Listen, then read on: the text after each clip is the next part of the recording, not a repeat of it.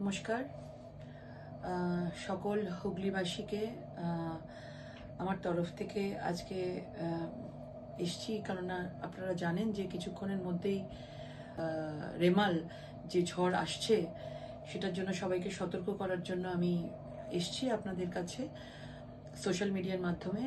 সবাইকে বলবো যে বৃষ্টি শুরু হয়েছে, ঝড় শুরু হয়েছে, আপনারা বাড়ির মধ্যে থাকুন, ভয় পাবেন না।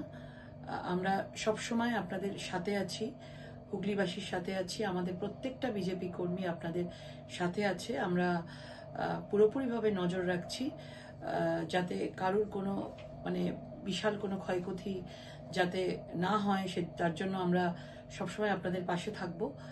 আর যদি কোনো অসুবিধা হয়, আপনাদের বিভিন্ন জায়গায় আমাদের বিজেপি কর্মীরা রয়েছেন, সবাই আজকে পুরো রাত্রির সবাই নিজেদের অ্যালার্ট থাকবে, সবাই ফোনের মাধ্যমে আপনারা পাবেন।